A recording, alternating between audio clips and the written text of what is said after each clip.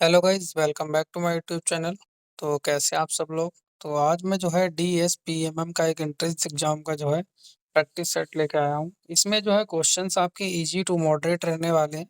इसमें आपका 60% केमिस्ट्री और 40% दूसरी केमिस्ट्री है। ठीक है, सिलेबस के अकॉर्डिंग है यहाँ पर।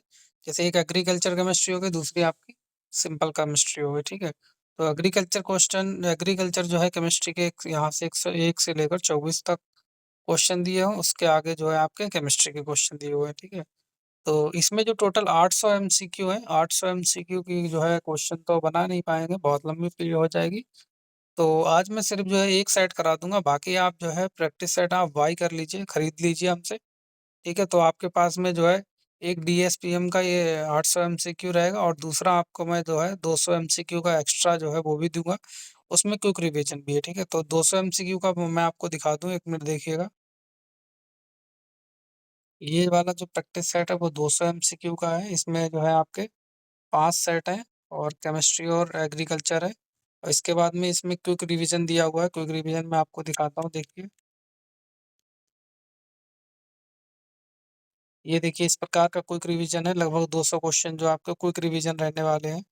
ठीक है, तो चलिए शुरू करते हैं। पहला क्वेश्चन इसमें दिया हुआ है। पहला क्वेश्चन दिया है कि सिंचाई का मुख्य उद्देश्य क्या है। तो what is the main objective of irrigation. Irrigation मतलब यहाँ पे पहला ऑप्शन दिया आपका बीट ग्रोथ को रोकना, खरपतवार को आना। दूसरा आपका पौधों को आवश्यक जल देना। और तीसरा भूमि कठोर होना। चौथा है ना उर्वरक नष्ट करना। तो इसका जो सही आंसर रहेगा ऑप्शन नंबर बी रहेगा। ठीक है, और सिंचाई का उद्देश्य होता है फसल को आवश्यक मात्रा में जल उपलब्ध कराना। इजी टू मॉडरेट क्वेश्चन रहेंगे। ठीक है, और दूसरा क्वेश्चन कह रहा है कि गन्ने की फसल में सबसे उपयुक्त सिंचाई विधि कौन सी है। तो ये जो है आपकी पहली ऑप्शन दिया है वर्षा सिंचाई, दूसरा आपका ड्रिप, तीसरा फव्वारा, और चौथा आपका फ्लडिंग। ठीक है, तो ये रहने वाला ऑप्शन नंबर बी, मतलब ड्रिप इरिगेशन। ठीक है, तो इसके सारे जो है आप जो है साथ साथ में क्या है थ्योरेटिकल भी पढ़ते रहिए, थ्योरी सेक्शन। ठीक है, और अगर आप हमसे कांटेक्ट करते हैं तो इसकी एक मेरे पास में शायद बुक पड़ी हुई है, तो बुक भी मैं आपको प्रोवाइड कराऊंगा। हिंदी मीडियम की बुक है, उसमें हिंदी है, हिंदी की दी हुई DSPM की। ठीक है, नेक्स्ट दिया है कि थाला विधि किस प्रकार की सिंचाई है। तो पहला ऑप्शन फव्वारा, दूसरा बूंद बूंद, तीसरा आपका सतही, और चौथा आपका भूमिगत। तो ये आपकी जो है सरफेस इरिगेशन है। ठीक है, चौथा क्वेश्चन दिया अधिक नमी वाली मिट्टी में कौन समस्या होती है। तो इसका जो सही आंसर रहने वाला आपका वाटर लॉगिंग। ठीक है, जल भराव। आप ज्यादा नमी वाली में समस्या देंगे तो जल भराव रहेगा। ठीक है, जड़ सड़ भी सकती है, ये भी क्वेश्चन पूछा गया था। नेक्स्ट क्वेश्चन है कि ड्रेनेज का मुख्य उद्देश्य क्या है। ड्रेनेज मतलब जल का निकास का मुख्य उद्देश्य क्या है। जल संग्रह, सिंचाई बढ़ाना, भूमि संरक्षण, या अतिरिक्त जल निकालना। तो इसका ऑप्शन बी दिया हुआ है।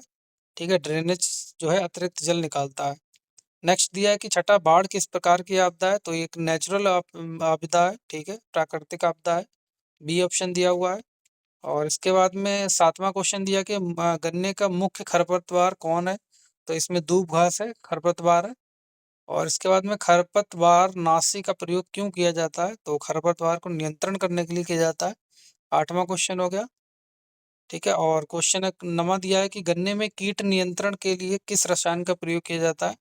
तो आपके option number A urea, gypsum, चूना। बी ऑप्शन रहेगा इसका क्लोरो पायरिफास। ठीक है, क्लोरपायरिफास ये दिया है आपको। हिंदी और इंग्लिश दोनों में देख लिए। क्लोरपायरोफॉस। पौधों को का कौन सा भाग प्रकाश संश्लेषण करता है। तो जड़, तना, फूल, या फिर पत्ती। तो इसका आंसर रहेगा पत्ती आपका प्रकाश संश्लेषण करता है। और फूल का प्रजनन अंग कौन सा होता है।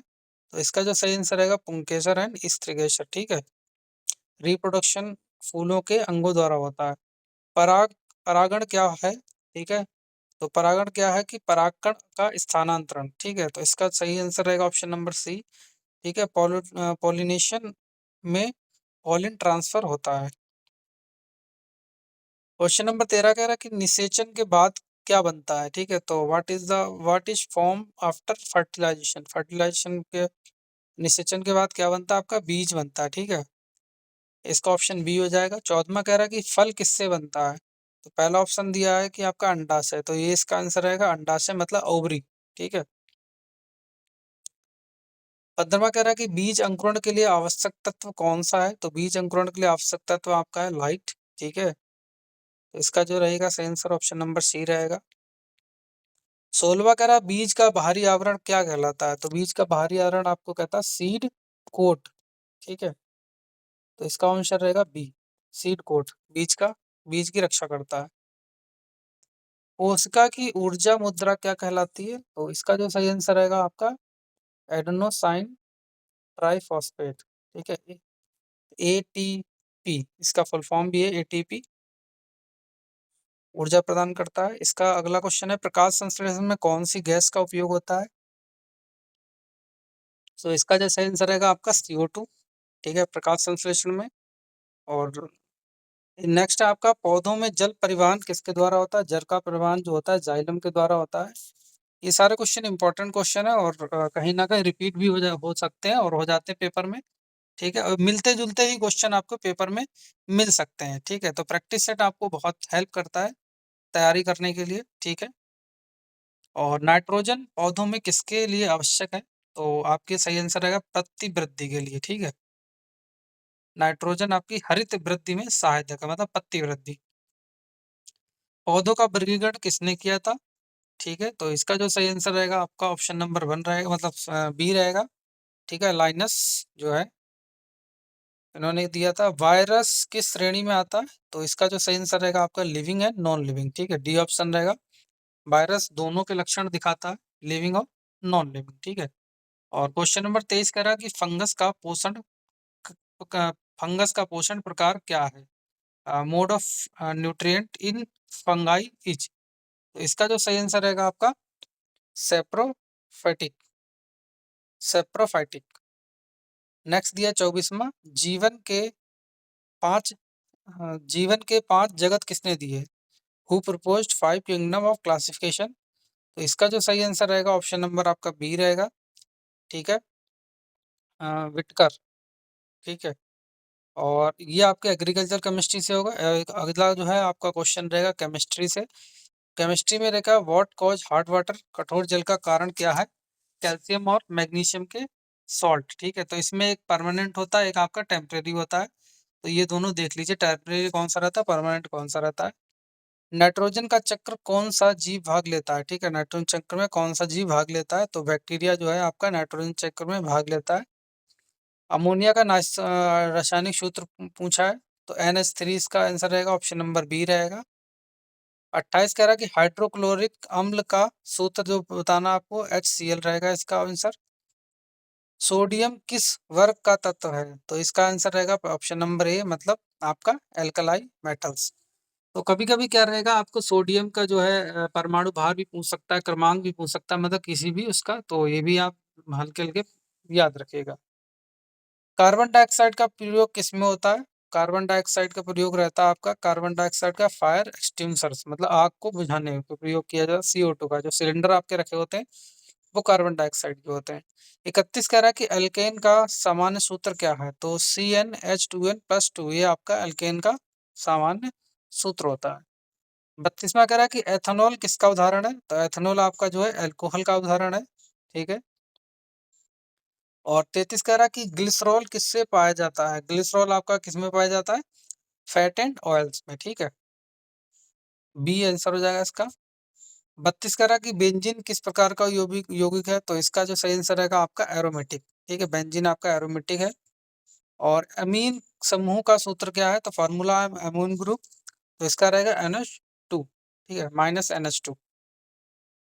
साबुन किससे बनता है? तो साबुन आपका किससे बनता है? इसका सही आंसर होगा ऑप्शन नंबर बी, मतलब फैट एंड एल्काइल, ठीक। और 37 कह रहा है कि ग्लूकोज किस वर्ग का कार्बोहाइड्रेट है?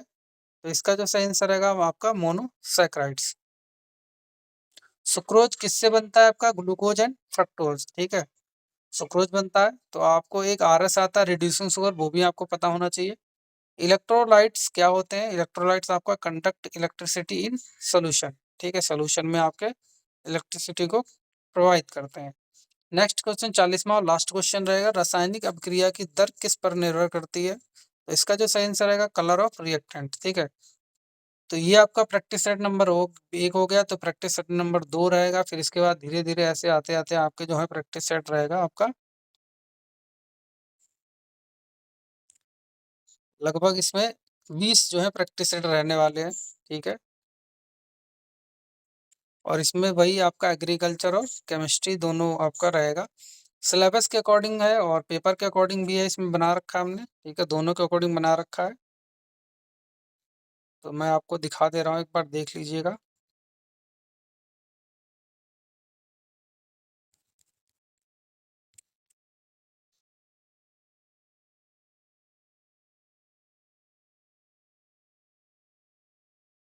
तो और आगे चलते रहिए, यहाँ पर जो है आपका 37, 39 इसके बाद में ये जो है आपका 270 खत्म हो गया। तो ये जो प्रैक्टिस सेट है वो आपके टोटल 20 जो है 20 रहने वाले हैं, ठीक है?